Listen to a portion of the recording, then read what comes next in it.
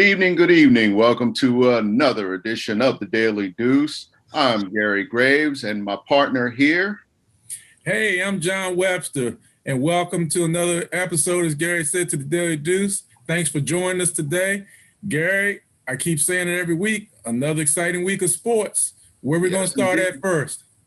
All right. Well, obviously, with the Olympics starting tomorrow night, opening ceremonies, of course, some sports have already begun, such as softball and women's soccer. Obviously, with the COVID last year, postponing the games to this year, it had to happen because of the pandemic. But there are a couple of concerns. One, COVID is still an issue with this Delta variant. It's affecting some of our athletes. I mean, Bradley Beal, he's out. Coco Golf and tennis, she's out. It's affecting some other I guess to say some other sports, such as gymnastics, and other nations are having some issues as well. Question is, we have opening ceremonies tomorrow night, but will we get to having closing ceremonies, in your opinion? I'm kind of skeptical because, especially in a nation where they're not even allowing spectators and there's a risk. I just don't know how this is going to pan out, John. I never thought I would say that, but I'm really, really nervous that we might not finish these Olympics. It's an interesting time that we live in now, Gary. It's very interesting. It's unfortunate with the pandemic. You asked, will we make it through the Olympics? I honestly, I don't know. I hope, you get through it. You have the countries there. I can't think of the name of the country now, but one country just pulled out earlier today. They had a 7-member team representation over there. They just pulled out. So it's hard to say, man. And I hate not giving you an answer. I would rather be able to tell you, but I just don't know because you're over there in Tokyo, and the COVID is very rapidly increasing over there, and you have people who are catching COVID even before they get over there. So you just hope that people are careful. You just hope that the safe distancing and all the protocols are being followed. I won't even say as much as possible. They have to be followed very, very closely all the time, all the protocols.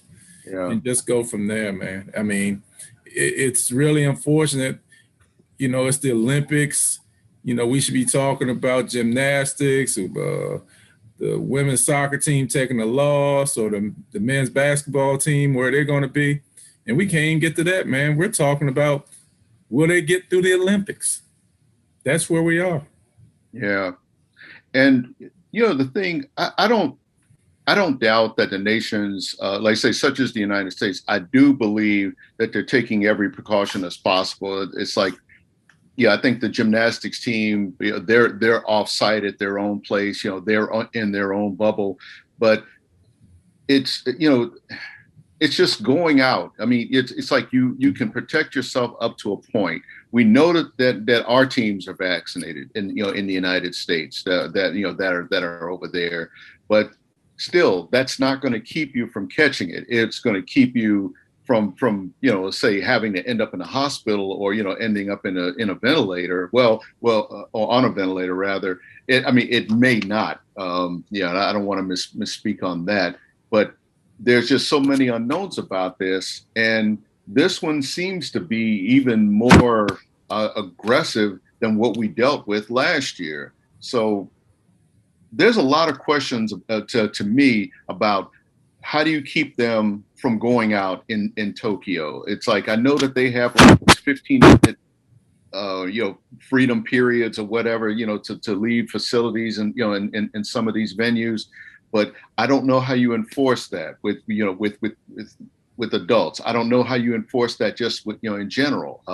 There was a whole lot of complaints about the bubble in Orlando last year, with the WNBA, with with hockey, and in a sense with with baseball until they allowed more fans during the World Series. And again, I think that you err on the side of caution, but how in the world do you enforce that with such a world event?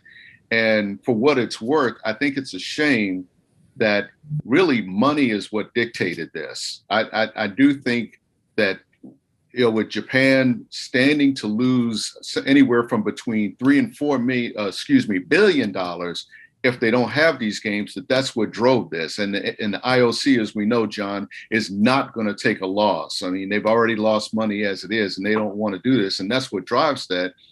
But you're almost running a risk of not having games at all or having abbreviated games just because this thing just has not gone away.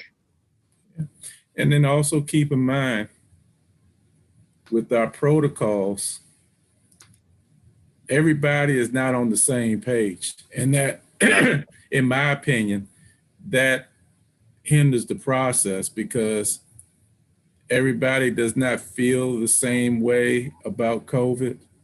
Some feel it is more dangerous than others. And when you have a situation like this and COVID, which is rapidly gaining and increasing over in Tokyo, it makes it hard to do everything together because everybody is not pulling the same way. And that makes it doubly harder to protect yourself, to follow protocols, because everybody does not have the same feelings or urgency about this pandemic. Yeah. Well, if I may, I say all we can do in one sense, is cross our fingers, but in a greater sense, we really have to pray, John, that this goes off without a hitch, that we don't have any kind of shutdowns, that these athletes can stay healthy, and that the protocols are followed. That's about all we can really do. Yeah. Well, on a more uplifting note, since we're talking about the Olympics, as we go into these games, we got a whole bunch of plot lines as far as the United States is concerned. Mm-hmm. Of course, we know about Simone Biles and her pursuit of further greatness. I want to see if she can, if she can land that Yurchenko move in competition and how they're going to score that. Mm-hmm. But aside from Simone Biles, what is the most intriguing storyline? Is it men's basketball kind of limping into these games? Is it women's soccer possibly showing vulnerability, not just for one game, but for the competition in general? Or, even women's basketball, that's a more level playing field than anybody really wants to acknowledge with some of the WNBA players playing for their home nations. So, I mean, there's a lot to really watch in this. And, in your opinion, what do you think is something we really need to pay attention to outside of gymnastics? Well, I'll answer like this, Gary. Everything you just asked, yes, yes, yes, and yes. The soccer is intriguing. The women's basketball, the men's basketball is intriguing. Gymnastics is intriguing because, you asked me an interesting question a couple weeks ago. You and I were chit-chatting off air, and you were asking me about Simone Biles and, is she going to be considered one of the greatest? Are people too hard on her because they expect perfection from her all the time? That's going to be an intriguing situation with her on the team. When she was in the Olympic trials, she had a very good Olympic trials, but it wasn't perfect. She struggled one of those days, which and still made it on the team, but it showed that she's a human. It doesn't mean that she's going downhill. She had a rough day, a rough competition. That's going to be really exciting because they also have a really good team over there with some of the other gymnasts who are going to be a part of it. Can't think of their names right now. Gary, you can help me on that. Yeah, but Jordan Childs is probably the one to watch because she might not steal the spotlight from Simone Biles, but she could get some of her own publicity or her own attention because she's definitely an up and coming star. She really has grown over the last 2 years in particular, and she's probably going to end up on a medal stand with her. She's about as good as they come, other than Simone Biles. It's going to be exciting, and I'll give you another one. Excuse me, that's going to be exciting is going to be track and field. And the women's side is going to be exciting because you still have the fallout from Sha'Carri Richardson not being there. So the question is going to be, will the women still be able to step up in the 100? Will they be able to step up in the 4x100? How is Alex and Felix going to be? She had a kid and she's coming back to run again. That's going to be a storyline. Gabby Thomas is going to be a storyline. I'm looking forward to the track and field events. It's going to be interesting. You mentioned basketball. The women, I think, are in better position than the guys are right now. I think they got to go out there and play, not just rely on the fact they're Team USA, but I think they can get the gold. The men, on the other hand, I think are going to have to really scratch and claw to get to get not just a gold, Gary, but to get on the medal stand. Exactly. I think they're going to struggle. They don't have an inside presence in Olympic basketball or international basketball. That center plays a role where even if he's not scoring, he's a rim protector. He's clogging up the middle. He's doing a lot of different things like that, even if he's not scoring. The United States really doesn't have that. Bam Adebayo is on the team. He's more of a you can put him at a 5, but he's more of a 4. Kevin Love was there, but Kevin Love was injured. Now he's not there. You have Kevin Durant, a very good player, but he's not a 5. You got Damian Lillard. Then you got some other guys coming over now. I think Devin Booker's supposed to be coming over.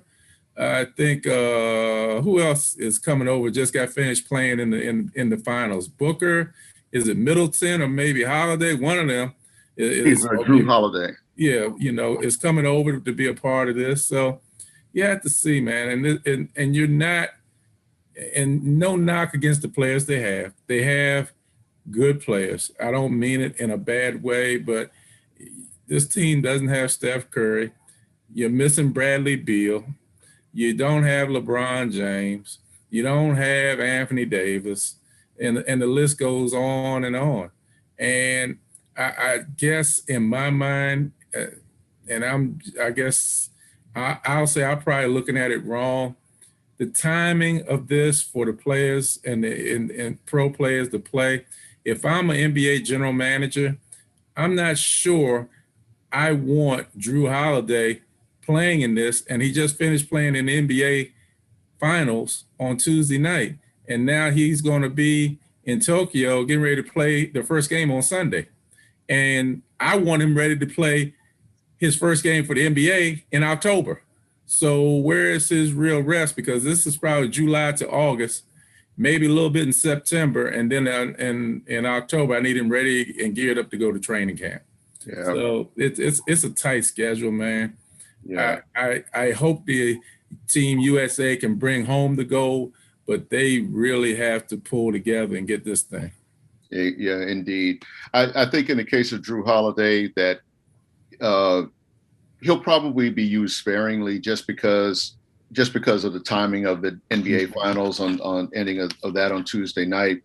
And I mean, consider that if that thing had gone 7 games, I mean, we'd be looking at a game 7 tonight, and then he might have to go over there right afterward for a game on Sunday. Win or lose. Fortunately, we don't have to talk about that because the Milwaukee Bucks handled their business on Tuesday night, made both of us look bad in the process because we both picked the Suns. But it really established Giannis Antetokounmpo. Hold up, I'm going to say Giannis. Yeah, I'm going to say Giannis, but no, I'm going to get this right. Antetokounmpo. Oh, I wish we could cut that, John, but we won't.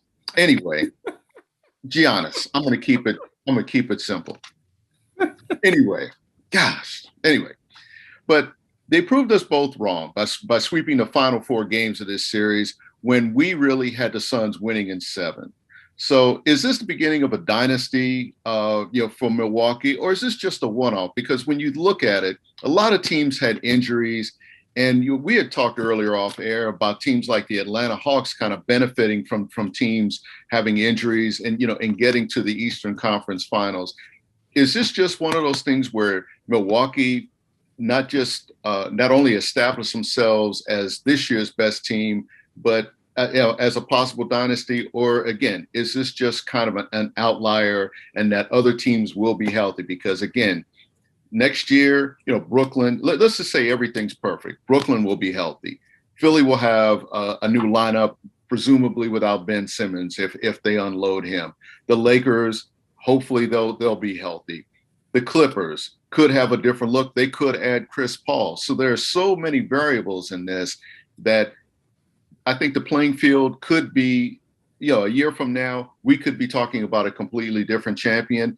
And again, because of all of this overlap, all of this bleed over from the NBA playoffs into the Olympics, and then we go into another season, the Bucks could be a very tired team. So again, does it really matter if they don't repeat next year? Do we see another champion? Just how do you see this playing out? Well, one thing, I really enjoyed the playoffs this year. It was really exciting to see some new blood there, like Phoenix and Milwaukee, and to see Milwaukee win the championship for the first time in 50 years was really neat. Yes, I thought Phoenix would win, but I told somebody this week, even though Phoenix won and I wanted them to win, I couldn't have been more happier for Milwaukee and Giannis. I just think it's a great story. Giannis stayed in Milwaukee for 8 years, Gary. He signed a contract. He didn't leave to go and join up with another team or to try to create a team. He stayed there with Chris Middleton, and they picked up a couple pieces. And I think a key piece they picked up at midseason this year was P.J. Tucker, and they won a championship. And you look at Milwaukee, and you look at that team, they are a blue-collar team that is in a blue-collar state, that is in a blue-collar town. And they all go hand in hand. Bobby Portis is a hard hat kind of ball player. I couldn't be happier for him. I think Phoenix, they had a very good season. They ran into a situation where they absolutely had no answer for Giannis. None. And that's rough. I mean, especially game 6. Yeah. When Giannis had 50 points and then went 17 or 19 from the foul line.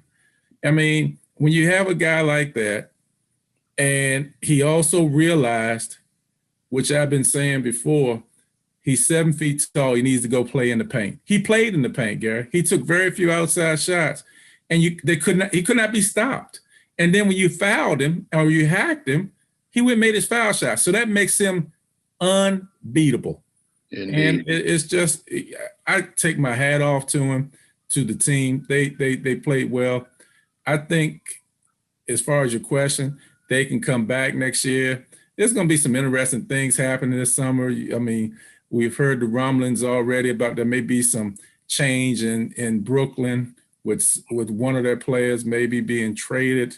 You hear the rumblings about Ben Simmons in Philadelphia. I've said that I think he needs one more shot in Philly, because I really believe wherever he goes next, you're going to be crying a long time if you're the general manager, because he's going to really produce wherever he goes next. Yeah. Then you go out west. LA's looking for a point guard. They're talking Chris Paul. They're talking Russell Westbrook. I think the Wizards' bullets will be absolutely crazy to trade Russell Westbrook to the Lakers, and probably what you get back is Kyle Kuzma, Dennis Schroeder, and some draft picks. If I'm Bradley Beal, I have my bags packed and sitting right next to the front door. So when the season ends, I tell Mr. Leonis, thank you, but no thank you. I'm out of here. Yeah. John, I sign on. I agree with everything you said there. I mean, I think just to wrap this up, in the immediate aftermath of the NBA Finals and in the NBA season, that everybody tries to look ahead, who makes the big moves and that sort of thing. If I look at Milwaukee, I feel like this process got you to where you are, got you a championship that few expected, including you and I. Mm-hmm. Stick with the process, try to keep this team as much together, and really try to figure out load management going forward if you want to try to really try to follow up on it. That's a term I never thought I would use, but I think that applies to a team like the Bucks, especially since everything seems to be again bleeding over.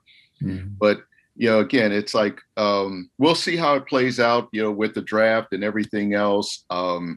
Because that could really determine a whole lot of things in terms of who goes where, how much money they spend.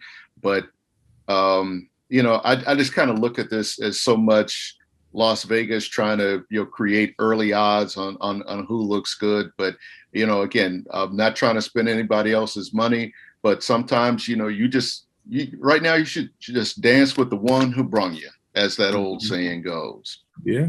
Yeah. I agree. Well, yep. Well, moving on. Let's see. We have one other little name, image, and likeness discussion. Mikey Williams, as you pointed out, just signed a multi-million-dollar deal, and he's still in high school. John, what do you think about that? First, I'll say congratulations to Mikey Williams. We never want to hate on anybody for getting paid.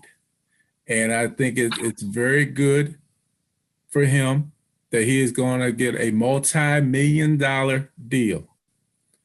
The question that I have, and Gary, maybe you could help me with this. What is the ceiling on this name, image, and likeness? Where does it stop? I mean, like I said, I don't knock Mikey Williams for getting the money. Bryce Young, the quarterback for Alabama, is going to get paid. I don't knock that either. But my question is, where does it stop? And also, if you're on the team, Gary, if you and I are on the same team, Gary, you're busting your butt every day in practice. You've been playing 3 years, and I'm going to let you be a part of one of the greatest teams in the country now, Gary. You've been playing 3 years for Notre Dame. You've been playing 3 years for Notre Dame. You're starting for Notre Dame. I come in as a hotshot freshman, and I get an imaging, licensing, likeness deal for $500,000. I haven't played one down at Notre Dame. I'm just getting there. I'm this hotshot recruit. You've been playing 3 years, and you don't get anything. In the back of your mind, doesn't that bother you some? I think it does. I think it would. But, on the other hand, John, I think it's also motivation for some of these players to go out and do well for their programs first, but also to lift their own profiles and try to get some of that money. That's the sad thing about this, is that so many guys or so many companies have just thrown this kind of money at them. I mean, again, this has nothing to do with the players, but it's kind of like the argument we always throw at team owners in the other pro sports, the real pro sports, when they throw all this money at the players, and then they complain that salaries are out of hand. Well, you've got some control over that, but they won't do it because they can't help themselves. For some of these sponsors that want to give $1 million, to players that haven't, played 1 minute in college, I think it's crazy. The only way I can really say or look at this is kind of like say the stock market. You have your initial public offering, for some of these, the stock value is high, and then it kind of settles into a consistent price, with some fluctuations up and down. I just hope that we can look at some of these as outliers. But in the terms of Alabama, I don't think it's really gonna affect that locker room that much. And I wish I had the comments from Nick Saban, really talking about that this week. But again, I don't think it's going to affect a team like Alabama, because Alabama will just take care of itself. There's going to be other ones that are going to step up, but that's one team that I really, one program that's on automatic pilot for wherever Mikey Williams goes. That could be an issue. And again, for him, who knows? He might not even set foot on a college campus. He might be straight to the pros if that option is open. That's where we are. This thing is blowing up. I think it will settle down, John, but it won't be in the next 3 or 4 or 6 months or something. Again, I do think the market will determine what these guys will earn in all of these sports the way that it should be, and the attention that we give some of these signings. I think some of that will die down. All right, this just in. NFL Commissioner Roger Goodell has warned teams of possible forfeits for COVID-19 outbreaks. And if we can look back to last fall, John, we had a bunch of teams who had shutdowns in practice. Fortunately, we didn't lose games. We had a lot of Tuesday, Wednesday, Thursday night games, but mostly like Tuesday night games, which I thought was really, really odd. But, again, I think the NFL, much like the NCAA, always comes up with a solution a year after the problem has emerged. It sounds good, fines, all that stuff sound good. But where was this last fall, John? It's funny. The language that's come out today from Commissioner Goodell was the same language that was out there last year about forfeiting games because of COVID outbreaks, but the NFL didn't enforce it because, I guess it was a new phenomenon with this pandemic, and you wanted to ease into it. Now you're at a point now where, as we said back with the Olympics, everybody's not on the same page. Most of the NFL has a 75% vaccination rate, which is good, but you still need more. Now, there's a team right here in my backyard called the WFT, the Washington football team. They have less than 50% vaccination rate. So that's a team where it could be a problem, because if you have an outbreak and you've already had one of the players come out and speak openly about his belief against taking the vaccination. So he's going to have to get over it. He's just going to have to get over it, because he's going to lose paychecks. And when he loses a paycheck, a team could start losing paychecks. That shouldn't happen. I don't want to preach about John, and I don't mean to cut you off. But again, we're at a dire point now. So some of these players have got to get over it. These teams have really got to put their foot down. The sport itself has to put its foot down, because you just can't have, again, these little cases here and there, because those little cases can lead to outbreaks, much like they did last year. Sure. I mean, you're absolutely correct. You already had one player, DeAndre Hopkins. He is going on record as saying basically he doesn't agree with it, and he has to think about his playing future. So, that's a decision he has to make. I don't know too many places, and this is not a knock against him, it's just in general. I don't know too many places he's going to be able to go and make the tens of millions of dollars that he makes playing football. So, and again, that's no knock on DeAndre Hopkins. So anybody watching this, please don't think I'm trying to knock him. That's not my point. But my point is, when you get hit in your pocket, your pride maybe changes a little bit. So, so we got to see how this is going to work out. All right. Well, just to wrap this up, and like you said, there's a whole lot going on, but we don't have too much time left. Texas and Oklahoma reportedly are interested in joining the Southeastern Conference. Definitely bad for the Big 12 if it happens, John. But does the SEC need or want them, and how big or bad could that be for college football in general? Well, I'll start on the backside. If it happens, you're getting ready to open up a can of worms. Well, when I say that, it's going to be a whole lot of moving if those two move. Now, the next thing you got to look at, Texas A&M is already in the SEC. There is and Arkansas. And there is a rumor. Former SWAC teams. Yep. There is a rumor that there is a gentleman's agreement that says you will not take two teams from the same state. That's why Texas A&M wanted to go into the SEC, to be its own identity and to get away from Texas. Now, that was a gentleman's agreement. There's nothing been signed on paper. Before the SEC became as big as it was, you did have teams like that: Mississippi, Mississippi State, Alabama, Auburn, and there's one other one. I can't think of the other one. Oh yeah, Vanderbilt, Tennessee. And Vanderbilt, Tennessee. Yeah. Yeah. So, but I don't know, Gary. And you have to have 11 out of 14 to vote for this. I think I could name two already that will not vote for it. Texas A&M. I think Missouri may be on the fence and maybe not vote for it either. It may not happen, Gary. It may not happen. I was reading earlier today when this conversation came up before, Texas didn't want to be in the SEC. They thought the SEC was beneath them because they didn't think the SEC was a good academic conference. They thought the conference they need to be in was the Pac-12 or the Big Ten. And neither one of those makes sense from a geographic standpoint for Texas to be in. None at all. But keep in mind, I'll tell you this. If this move happens, it's a domino effect. There's going to be some other moves that are going to happen right behind it, my friend.